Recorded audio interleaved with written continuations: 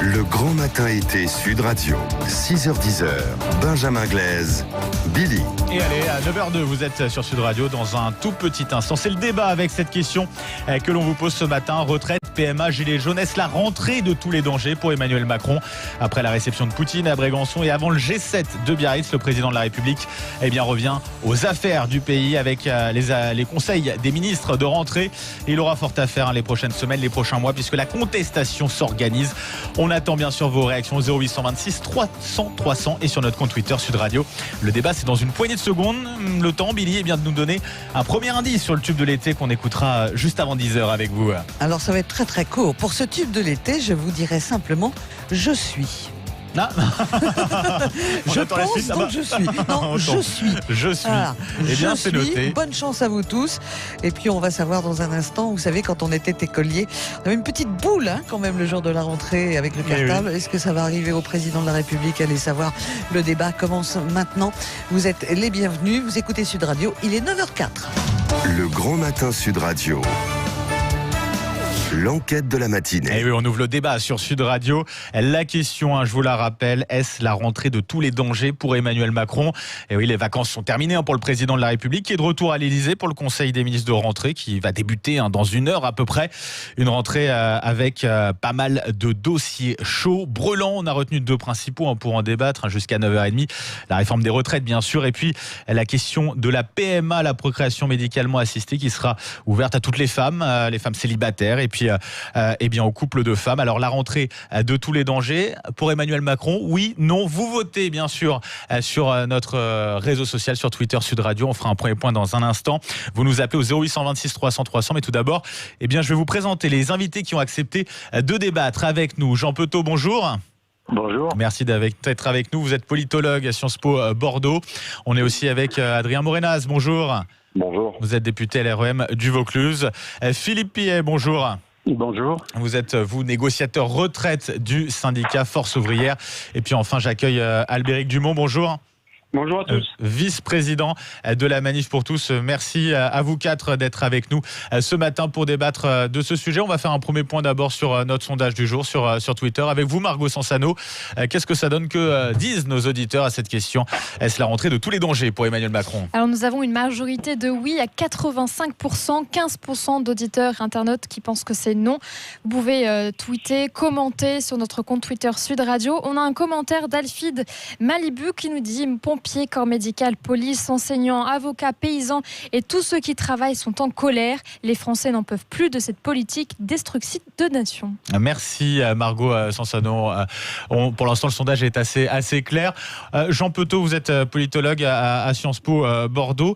Cette rentrée, on sait que c'est toujours pour les présidents, quelle que soit l'année, la rentrée, c'est toujours un passage important, un passage difficile à passer, mais encore plus peut-être cette année pour Emmanuel Macron. Écoutez, je ne vais pas jouer les professeurs avant que la rentrée n'ait eu lieu et tuer le match d'emblée, mais je voudrais quand même préciser que ce sondage n'a absolument aucune vertu ni scientifique ni représentative. Bien sûr, ce sont nos auditeurs qui votent, bien sûr. Non, mais je le précise, d'accord. Vous avez bien raison. 85-15, on pourrait considérer que la France est en totale révolution. Donc non, c'est juste. Non, pas du tout. Ce sont les auditeurs qui ont bien voulu voter ce matin sur Twitter. Voilà, exactement. Bien sûr. Exactement. Bon, alors évidemment, toutes les rentrées procèdent d'une part d'incertitude. Et puis j'allais dire, peut-être que c'est de là où on attend le moins les problèmes que ceux-ci peuvent surgir. Parce que par exemple, l'an dernier, à peu près à la même époque, personne n'envisageait la crise des Gilets jaunes, et qui a été quand même un élément marquant de la séquence 2018-2019 en termes d'année scolaire, puisqu'on prend cette métaphore. Et donc, il peut y avoir, je pense, des surprises, et c'est ce qui fait, d'une certaine façon, l'aléa de la politique. Mais les deux sujets que vous avez sélectionnés, par contre, je crois, sont tout à fait intéressants comme variable test, comme on dit, puisque d'un côté, on a une question sociale essentielle, celle de la réforme du régime des retraites, oui, dont on sait qu'elle peut être effectivement mobilisatrice, et puis de l'autre côté, ce qu'on appelle une question sociétale, qui renvoie plus à l'évolution des mœurs, à l'évolution des pratiques individuelle. Et ça, si, c'est un autre enjeu. Les deux, social et sociétal, ils ont dans le passé contribué à mobiliser des camps différents. Et on le sait, ce sont les réformes clés du quinquennat d'Emmanuel Macron. On parle d'acte 2 du quinquennat. Est-ce qu'on peut avoir une évolution de la manière de gouverner de la part d'Emmanuel Macron à l'occasion de cette rentrée? On sait que c'est ce qu'il nous avait dit. Cette évolution, elle a déjà sans doute été amorcée. Hein. Elle a été, je crois, aussi le produit de la réflexion consécutivement à l'épisode des Gilets jaunes. Et j'ai le sentiment que après le grand débat national, après la conférence de presse, qui ont été en quelque sorte des éléments forts dans la manière avec laquelle Emmanuel Macron a choisi de gouverner, eh bien, je pense qu'on est plutôt sur cet axe-là maintenant. Mais je suis le participant au débat, député de la République En Marche, sera sans doute plus à même que moi de répondre à cette question. On va l'interroger justement, Adrien Morenas. Vous êtes député LREM du Vaucluse. Qu'est-ce que vous attendez d'Emmanuel Macron pour cette rentrée? Écoutez, j'attends tout simplement qu'on continue le travail qui a été engagé et dans un souci de vigilance, parce que la crise des Gilets jaunes nous a quand même rappelé que nous avions besoin de dialoguer avec nos concitoyens. Vous avez vous-même connu des événements particuliers, puisque votre permanence à Carpentras a été vandalisée plusieurs fois. La dernière fois, c'était dans la nuit de dimanche à lundi, avec des tags « CETA, le peuple dit non » signés par les Gilets jaunes. J'imagine que c'est des moments difficiles à vivre, bien sûr. Ce sont des moments surtout handicapants, puisque le fait d'avoir une permanence qui est taillée, ça retarde la rentrée parlementaire, puisque là en ce moment j'ai des personnes qui sont à ma permanence en train de la nettoyer. Voilà, c'est juste que et surtout on ne sait pas si ce sont des gilets jaunes, si ce sont vraiment, si c'est vraiment le CETA. Moi, j'ai plus l'impression qu'actuellement tout est prétexte à aller perturber la démocratie telle qu'on la connaît. Donc le CETA, je pense que moi, ma permanence était suffisamment ouverte pendant le texte du CETA pour que les gens viennent dialoguer. Ça a été fait avec les syndicats agricoles, ça a été fait avec tous les interlocuteurs. Même après le vote du CETA, j'ai encore reçu les syndicats agricoles en disant comment on pouvait sortir gagnant de ce traité-là. C'est-à-dire que les Gilets jaunes m'ont parlé du CETA qu'à partir du moment où la presse s'y est intéressée. Donc, pour moi aujourd'hui, en fait, on est plus dans trouver le prétexte de venir perturber la démocratie et l'ordre public. Vous avez porté plainte en tout cas. Oui, bien sûr. On va accueillir un auditeur qui a fait le 0826 300 300 pour nous donner son avis justement sur cette rentrée d'Emmanuel Macron. C'est Jacques qui est avec nous. Bonjour Jacques. Oui, bonjour. D'Aix-en-Provence. Soyez le bienvenu sur Sud Radio. Merci. Écoutez, moi je pense que Emmanuel Macron n'a absolument rien à craindre de cette rentrée, car quand on réussit à survivre à l'épisode des Gilets jaunes, on n'a plus grand chose à craindre, des vagues contestataires. Mais Emmanuel Macron n'a rien à craindre parce que finalement, ses principaux alliés sont les partis politiques qui sont totalement défaillants et qui n'ont aucune capacité à offrir une alternative politique. Donc à partir de ce moment-là, Emmanuel Macron peut jouer la politique du caméléon, c'est-à-dire que, comme vient de le dire un de vos intervenants, sur le plan social, il va trouver des soutiens du côté droit. Une fois à gauche, une fois à droite. Voilà. Et du point de vue sociétal, il trouvera des soutiens du côté gauche. Et ensuite, il continuera à manœuvrer comme il a réussi à le faire, notamment après l'épisode des Gilets jaunes avec le grand débat et de manière à enjamber les élections européennes et ainsi de suite. Donc je ne pense pas qu'il y aura une fièvre qui permettra, d'empêcher Emmanuel Macron de gouverner comme il l'entend. D'avancer sur ses réformes. En revanche, je voudrais faire juste une petite incise par rapport à l'intervenant à LREM. Allez-y, Jacques. Il s'agirait peut-être un petit peu d'arrêter de nous servir la démocratie à tout bout de champ. Parce que la démocratie, s'il y a des gens qui la malmènent, c'est bien le camp d'Emmanuel Macron. Non, mais ils ont été élus d'une certaine façon aussi, donc c'est bien sûr, ils sont élus du peuple. Oui, mais vous avez remarqué qu'ils sont, pour l'instant, quand on gouverne avec un socle qui se situe entre 20 et 25% de l'électorat, hein, on n'est pas non plus ultra majoritaire dans le pays. En tout cas, c'est comme ça pour le moment. Jacques, merci à vous. Merci pour votre avis. Jacques d'Aix-en-Provence, merci de nous avoir appelé au 0826 300 300. Et vous restez avec nous. L'un des gros chantiers de cette rentrée, bien sûr, ça va être la réforme des retraites. On a appris les premières pistes au cours du mois de juillet avec la remise du rapport de Jean-Paul Delvoye, le haut-commissaire à la réforme des retraites. Philippe Pillet, vous êtes négociateur du syndicat pour les retraites du syndicat Force Ouvrière. C'est une concertation, c'est pas une négociation. C'est une concertation, effectivement. Vous allez être reçu par Édouard Philippe début septembre. On l'entendait, notre auditeur qui disait qu'Emmanuel Macron est un peu intouchable en ce moment, qu'il n'avait rien à craindre. C'est votre avis ou pas ? Alors, ça dépend de quoi on parle. L'institution président de la République, heureusement qu'elle est intouchable. Ça, c'est une évidence. Après, sur cette réforme des retraites, justement. Est-ce que vous avez prévu de manifester justement le 21 septembre prochain ? On fait un rassemblement national le 21 septembre qui va être non pas le point d'arrivée, mais le point de départ d'une grande campagne nationale d'information et de sensibilisation des salariés sur les dangers que contient le fameux rapport. Pourquoi ? Qu'est-ce qui vous choque dans ce rapport ? Ce qui choque dans ce rapport, c'est que Monsieur Delevoye nous a toujours dit que le projet était un projet politique qui était fait pour redonner confiance aux jeunes générations dans la répartition. D'abord, la répartition, elle ne peut pas être mise en cause comme ça. Il faudrait faire payer 35 générations, il faudrait les faire payer 2 fois. Donc, j'ai pas le temps d'expliquer, mais donc la répartition, elle n'est pas en danger. Deuxièmement, pour redonner confiance, il ne faut pas s'amuser à bricoler les chiffres. Or, dans le rapport remis par le haut-commissaire, les chiffres ont été bricolés. Sur quel sujet justement ? Très rapidement, la réforme Touraine de 2014 enclenche une durée d'activité de 43 ans pour les personnes qui sont nées à partir de 1973.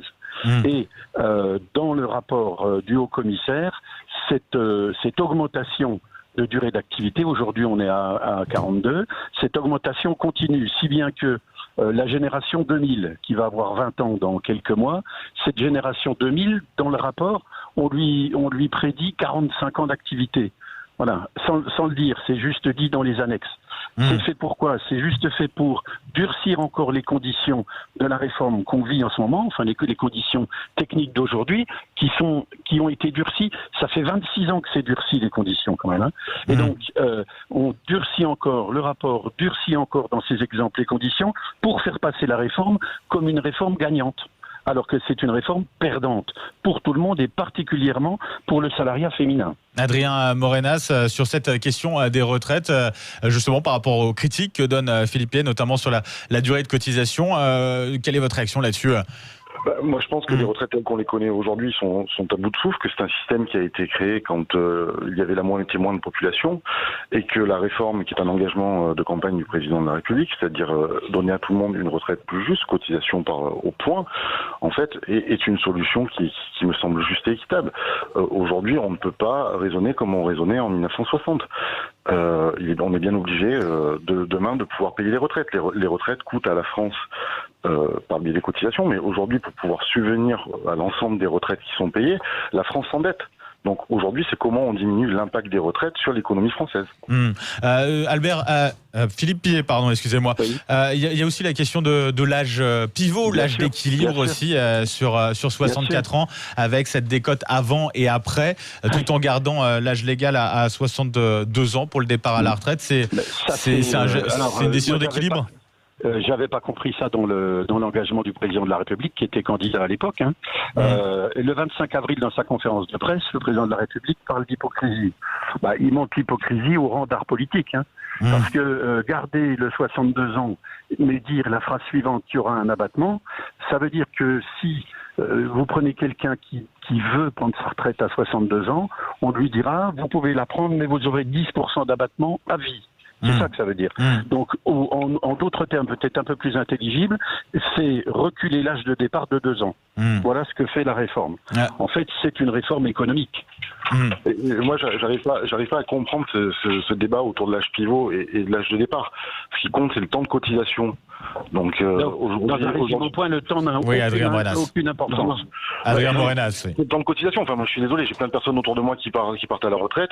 Si aujourd'hui ils n'ont pas cotisé leurs 170 trimestres, eh bien il y a un abattement qui s'exerce, qu'elles aient 60, qu'elles aient 61, qu'elles aient 62 ou qu'elles aient 65 ans. Monsieur, mais c'est pas 170, et deux, dans un régime en point, tout dépend de l'âge auquel on prend sa retraite, monsieur. La durée d'activité dans un régime en point n'a aucune signification. Un point cotisé est un point redistribué. Enfin, c'est de base quand même. Avec la suppression des régimes spéciaux aussi, Adrien Morenas, c'est ça aussi l'enjeu de cette réforme des retraites que l'on attend. Bien évidemment, et le Parlement a été le premier à supprimer le régime spécial de retraite auquel il a droit. C'est-à-dire qu'à l'époque, vous faisiez 5 ans de mandature, vous aviez une retraite vous aviez cotisé pour 800 € de retraite à vie. Donc aujourd'hui, un parlementaire qui fait 5 ans de retraite, il cotise au régime général et n'a plus les avantages qu'il pouvait avoir à l'époque. Il y avait une double cotisation, monsieur. Et Philippe, oui, il y avait une double cotisation aussi qui fait que sur un mandat, un député pouvait cotiser comme s'il avait cotisé pendant 10 ans, mais il payait 2 fois. Mais moi, je ne vais pas m'arrêter juste au régime. Enfin, les députés que je respecte, il n'y a aucun souci là-dessus. Les députés sont 577, si j'ai bonne mémoire. Oui, les salariés du privé sont 18 millions. Plus tous les autres. Mais vous avez d'un côté 30 millions de salariés du privé, 12 millions, pour faire court, 12 millions de retraités, 18 millions d'actifs. Et puis vous avez, je souhaite longue vie à tous les députés évidemment, mais vous en avez peut-être 1500, peut-être un petit millier qui est en retraite et 577 qui sont en activité. Donc on peut pas faire des comparaisons de ce type. Si vous voulez faire des comparaisons, prenez des comparaisons dans le rapport de Levoy. Dans le rapport de Levoy, on parle du service actif. Le service actif, selon le métier qu'on fait, on va prendre aide-soignant par exemple, ou plutôt aide-soignante, puisque c'est quand même l'immense majorité. Oui. Les aides-soignantes dans les établissements publics, dans les hôpitaux publics, elles peuvent partir 5 ans avant, c'est-à-dire elles peuvent partir à 57 ans. Que prévoit le rapport ? Le rapport prévoit qu'on va y mettre un terme.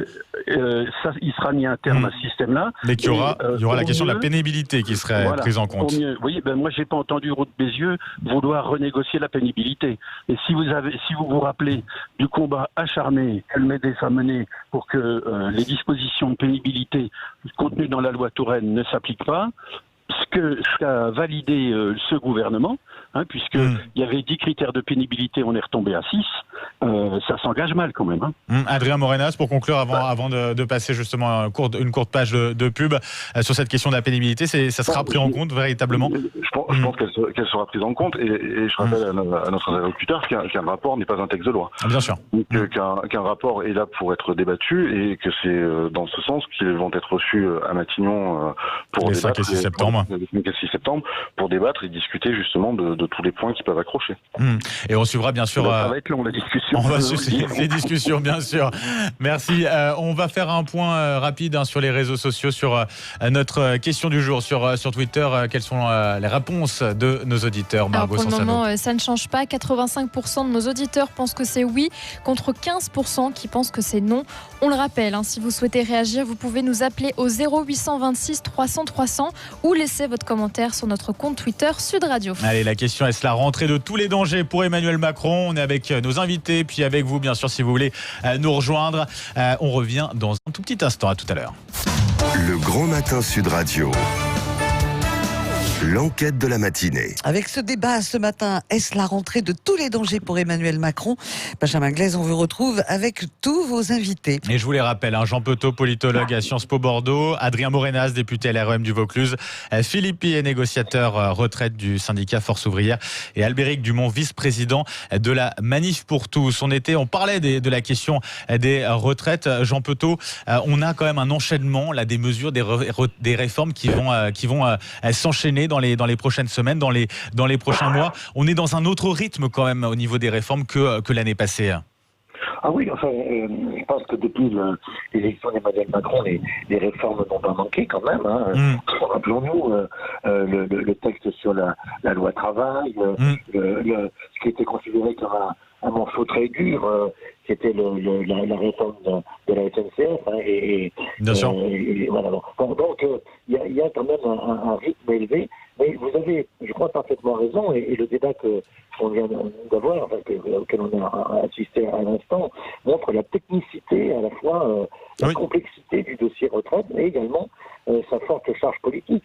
Donc, en tout état de cause, c'est ce qu'on peut effectivement appeler une séquence à haut risque, parce que je disais qu'elle pouvait être fortement mobilisatrice, elle l'a été dans le passé, et c'est tout à fait, les ingrédients sont là pour qu'il y ait éventuellement une mobilisation sociale, même si aujourd'hui, et depuis quelques années, les mobilisations sociales traditionnelles qui passent en particulier par le panel syndical connaissent assez peu de succès. Mais bon, c'est vrai que c'est pas une période de mer calme que s'apprête à affronter l'exécutif.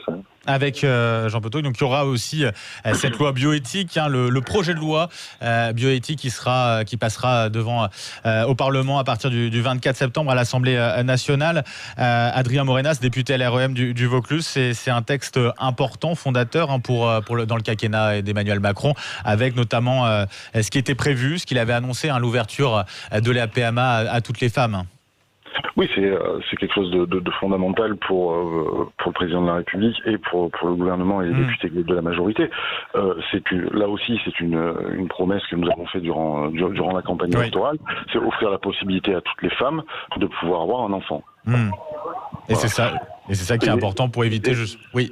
Et c'est ce qui est important, d'autant plus que quand cet été j'écoutais des émissions sur des radios concurrentes où on expliquait que les femmes pouvaient partir en Turquie aujourd'hui pour faire de la PMA et de la PMA, on va dire de la PMA avec le choix des yeux de l'enfant, avec tout ça. Il est important que nous, dans notre pays, nous ayons un texte qui encadre cette PMA. Que ça soit réglementé. Et que ce soit réglementé. Voilà. On a avec nous justement Albéric Dumont, vice-président de la Manif pour tous. Merci d'être avec nous. Sur ce texte justement de la PMA, c'est un sujet qui vous inquiète, sur lequel vous comptez vous mobiliser ? Déjà, je pense qu'on va remettre les choses dans leur contexte. Malgré ce qui a été annoncé à l'instant, c'était absolument pas une promesse de campagne du président de la République. Dans la profession de foi qu'il a envoyée à tous les Français lorsqu'il était candidat, ce point n'apparaissait absolument pas. Il s'était exprimé dans un journal LGBT à titre personnel sur cette question-là, mais ce n'était absolument pas une promesse de campagne. Je vous invite à relire le programme. Il ne faut pas dire que les professions de foi. Il faut lire le programme. Dans la profession de foi que vous avez envoyée aux Français, il y avait ce point sur la PMA, monsieur le député ? Dans le programme, il y avait le point sur la PMA. Il y a d'un côté le programme et la profession de foi. Absolument pas. Absolument pas. Donc, vous avez des électeurs qui ont voté pour Emmanuel Macron. Oui, mais les citoyens se renseignent à ce moment-là sur le programme. Notamment économique, et qui aujourd'hui, surtout avec ce texte-là, sans l'avoir voulu. Donc l'argument de dire c'est une promesse de campagne, les Français ont voté pour, est un argument qui est totalement irrecevable. Qu'est-ce qui vous dérange dans cet élément, Albéric Dumont ? Sur le fond, ce qui nous dérange dans ce texte, c'est qu'on va institutionnaliser un fonctionnement, un système dans lequel des femmes seules vont pouvoir concevoir des enfants en absence totale de père.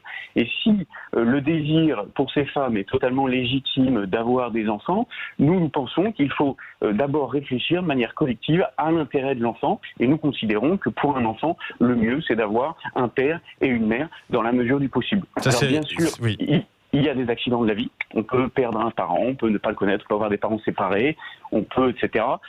Ça reste toujours une blessure. Vous prenez par exemple Johnny Hallyday. Johnny Hallyday, toute sa vie, a dit que l'absence de son père, qui était pourtant vivant, qu'il n'avait pas bien connu, pas vu régulièrement, etc., était l'une de ses plus grandes souffrances, qu'il avait accompagné tout au long de sa vie. Et donc c'est cette souffrance-là que nous voulons éviter à ses futurs enfants en nous faisant leur porte-voix dans la séquence qui va arriver là à partir de la rentrée. Là, vous avez donné un exemple. Vous voulez vous mobiliser justement à la rentrée ? Vous avez des dates prévues justement ?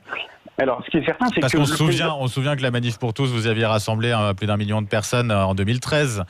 Est-ce que vous avez le même enthousiasme entre guillemets derrière vous actuellement sur ce projet de loi ?